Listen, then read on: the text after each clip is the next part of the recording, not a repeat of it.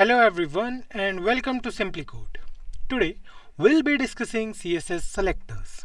Before we start, I hope the screen is clearly visible and the audio is fine. If yes, please type in yes. Otherwise, do let us know in the chat section so that we can resolve them.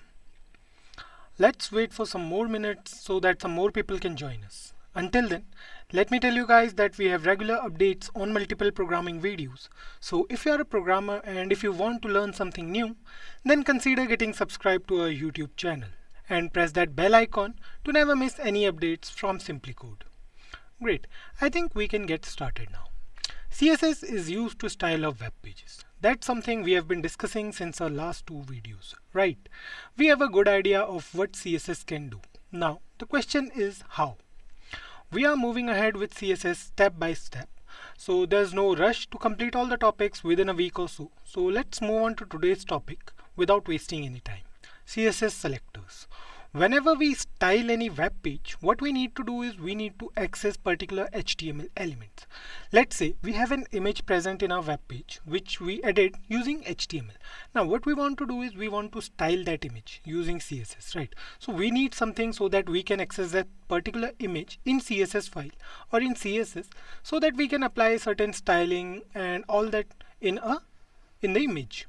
Fine. Whichever part or space of our website we want to style is what we have to access in CSS. So the CSS selectors are used to access those particular HTML elements. So there are 5 different types or 5 different ways to access HTML elements with CSS. We'll go through each of them here in this video. Now let's start with the first way. And you guys will understand selectors much better while working with them, while working with the ways. So let's move on to the programming part directly. Here you can see we have this HTML file present with us. We don't have anything much over here in this file. Now what we want to do is we want to make certain style changes to this HTML file.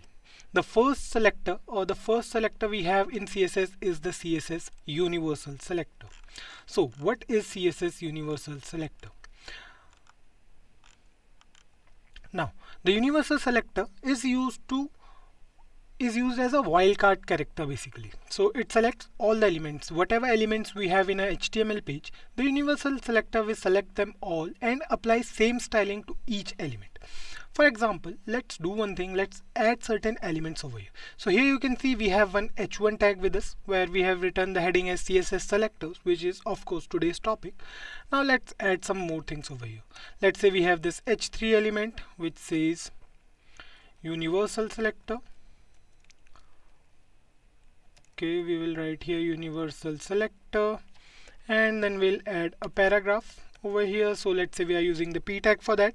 Now what we want to do is we want to add, right? So we have to add some paragraph over here. So we'll write over here this is a paragraph tag. Fine. You can add any number of tags in the HTML document and you can style them all at once. So what we want to do is we want to style all the elements at once. Fine. So what we have to do is we have to move to the CSS part. So here we are using the style tag over here for CSS. Now we have different ways to add CSS to an HTML document. We'll go through it in the upcoming video. So in the next video, we'll see how we can embed CSS in an HTML document. So what we'll do is we'll write over here star. Asterisk over here represents the Universal Selector. So the syntax goes like this. The syntax will remain the same. Instead of any selector, instead of any ID, class name or element name, we are just using the asterisk operator. So this indicates that this particular style is for the whole HTML document. So let's use it over here. Before that, let's just save this program and here you can see, let me just increase the size a bit. So here you can see we have 3 different headings. We have CSS selectors which is in h1, we have Universal Selector in h3 and we have this is a paragraph tag inside a paragraph tag. So let's style them all at once. Now so what we'll do is we'll change the font color first. So we'll write over here color. Let's say we are going to change the color to red. Fine. And let's save it first. Fine. So save it and here you can see the color is changed to red for all the 3 different tags. So here you can see we have one h1, one h3 and one paragraph tag. It doesn't matter if you are using the Universal Selector. Let's do one more thing. Let's say we are writing over here font size. let's say we are going to write over here 60 pixels for a font size. Save it, and here you can see the font size is 60 pixels. Now I guess there's a mistake in this line, so we'll write over here paragraph tag, and here you can see this is a paragraph tag. So you can see the color is red and the font size is 60 pixels. Fine. Now what we'll do is we'll change this font size back to, let's say, 30. Save it, and here you can see all the stylings are applied to each of the tags we have in a HTML document. So that's how the CSS Universal Selector actually works. Now moving on to the next selector we have, let's see which selector we can use. So we have certain more selectors like CSS Element Selector. So let's talk about the CSS Element Selector now. CSS Element Selector is used. So if you can see, we have different elements present over here in a HTML document, right? We have one heading tag, which is h1 tag, then we have this h3 tag with us, and then we have a paragraph tag as well. Fine. So what we need to do is we need to style a single tag, or we can say any particular tag. Fine. So what we can do is we can access that particular tag. Other tags will leave. Fine. Okay, so what we'll do is we'll write over here, we'll remove this part first, we'll remove the universal selector, save it now, and here you can see we have all the whole HTML document in black. Fine, there's no style applied to it. Now so this element selector, it selects the HTML element by element name. So here the element names are h1, h3 and p. So what we need to do is, let's say we are going to access this paragraph only, the last one we have. So we are talking about this paragraph. So what we need to do is we need to style this particular paragraph, not h3, not h1. Fine. So what we have to do is we have to just write here p. This is the tag name or element name. Fine. So we are going to access any particular HTML element with the help of element name only. So p is the element name. Now what we'll do is let's say we are writing over here color. Let's change the font color basically first. So let's use blue over here. Now save the program, and here you can see this is a paragraph tag is in blue color now. Fine. We can apply certain more styles. So let's say we are writing over here text align at the center. Let's see if it works. So here you can see on saving it, the text is aligned at the center of a web page. Fine. So this is working totally fine as of now. Now moving on to the third selector we have. The third selector we are going to discuss is the Css Id Selector. The Id Selector selects the ID attribute of an HTML document, or we can say HTML element, to select a specific element. So you might have noticed that we use this ID attribute over here certain times, right? So the ID attribute is used in ID selectors. Fine. An ID is always a unique way within the web page so that we can choose a particular element. It's unique for every element, right? So to access any ID, what we need to do is we need to write over here hash and then hash followed by an ID name. Fine. So we don't have any IDs over here as of now. So what we'll do is, let me make it a little bit more clear for you guys.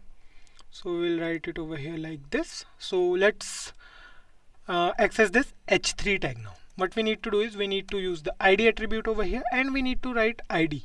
So let's say the ID name is, we can use any ID basically. So just make one thing, just make sure that you are not using any number at the initial part of an ID. So we'll write over here, let's say heading. Fine. So let's say this is the ID. So what we'll do is we'll write over here heading, this is the ID name, and that's it. So now we can style this particular element. What will happen is these two elements will not get affected after using the ID attribute from h3 element. So what we need to do over here is we need to change the color again, let's say. So let's say we are writing over here, let's choose any color of your choice. I'm not good at it, guys. So save it, and here you can see the universal selector is in brown color now. We can do other things as well. Let's use the same text align property. So we'll write text align at the center, save it, the text is aligned at the center. We can change the font size as well. Font size is going to be, let's say, larger. We can use any value as well, like 10 pixel, 20 pixel, 30 pixels, any value you want to use. Save it now, and here you can see the font is changed, but I don't think it's quite visible. So let's do this thing. We are going to write over here 100 pixel, let's say. Let's try it, save it, And here you can see the font size is it's out of league now. So what we'll do is we'll reduce the size to 40 pixels, save it, and here you can see Universal Selector has a font size of 40 pixels. It is situated at the middle, at the center of our web page, and the color is brown. It's working totally fine, right? Now moving on to the next selector, we have the CSS Class Selector. Just like the ID attribute, we can also use the class attribute. But the benefit of using class attribute, or we can say class name, is within a specific class attribute, it is used with a period character. So this is the this is the syntax for accessing any particular class. So let's say we want to style two elements with the same styling. Let's remove this heading over here, and let's say we have three elements. Let's remove this CSS part as well. Save it now. It's all basic again. Now let's say we want to edit, or let's say we want to style two elements from these three elements we have. We want to edit h1 and we want to edit the paragraph tag. Fine. Or we can say we want to edit the h1 and h3 tags. There are two ways to do it. Now what we can do is we can write over here as class. We can use the class attribute. So let's say the class is style1. You can use any class name, but the thing is avoid using numbers in the initial part. Fine. Let's use the class attribute again. We are not going to do it for h3. We are going to do it for paragraph tag. So let's say we are writing over here class as style1 again. So these two elements have the same class name, right? They belong to the same class.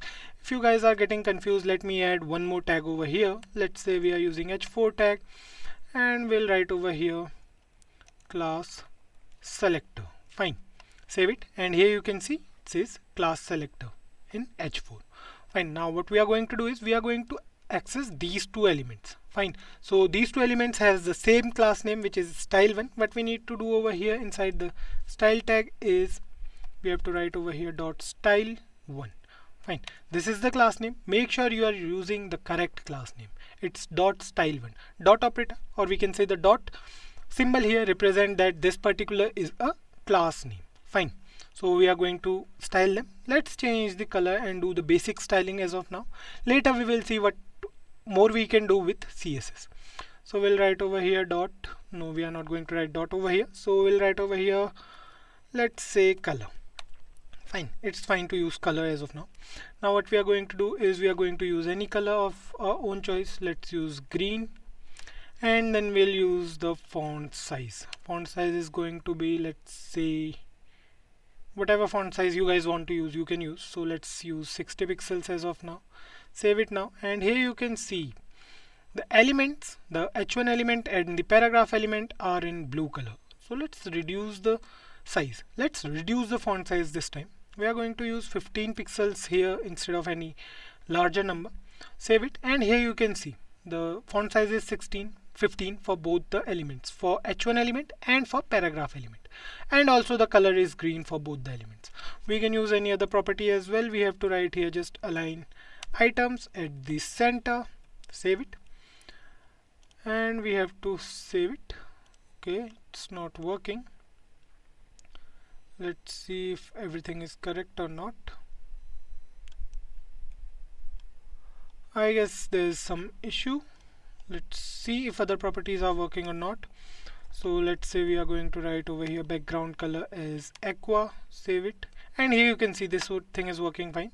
The align items will not work because the window is quite large, the web page is quite large. Let's use it now and see if it works or not. Align items at the center. Save it, and it's not working. So let's use the align only. Align it at the center. Align content at the center. Save it. It's also not working, so just leave it for right now. We'll go through this particular property as well and save it. You can see it's working. We can change the background color for these particular elements. Let's use red, and here you can see it's working totally fine. The elements, the h1 element and the paragraph element has red background now. Fine. So till now we have discussed 4 different CSS selectors. Initially we came across the Universal Selector, then we came across the Element Selector, then we came across the ID Selector, and the latest we discussed was the Class Selector. Fine. Now what we are left with? We are left with just one more selector. We can use CSS Group Selector as well. The grouping selector is used to select all the elements with the same style definitions. So if here you can see we have 4 different elements. None of these elements are same. It's different if they are from the same heading element, but they are all different, right? We are using h1, h3 and h4. These all are 3 different elements. Now grouping selector is used to minimize the code. Commas are used to separate each selector in grouping. We can select more than one element at a time. Commas, we can use commas to separate them. And let's go through the syntax directly, and I guess you guys will understand it much better. So let's do one thing first. Let's remove this class name from here, and now we have only 4 elements present over here. Now let's say we want to style h1 and h3 and paragraph. Let's say we want to style all the 4 elements. Fine. So basically what we can do is we can write here h1, then we can style h1, then we can write here h2, then we can style it separately, then we can write here h, or we can say para p, then we can style it separately, and then finally we can use h4 as well. So we can write here this as well. Now the thing is, if we want to style all the 4 elements same, we can either use the class selector, or we can use the universal selector as well, but it's not necessary that every time we want to style all the elements same, right? So that's why the grouping comes into play. So what we can do is we can style all the 4 elements at once. What we need to do is we need to write here h1, then we need to put a comma, then we need to write a h3, then we need to put a comma, then we need to write here paragraph. That's it. Now we can style all the 3 elements at once. So let's style them. Let's see if it's working or not. Let's use the color as blue violet. This is the color. Save it, and here you can see the color is changed for all the 3 elements we used. We didn't use the h4 element, just to show you guys that this also works fine. We can either use it here, we can use h4 right after a comma. Save it.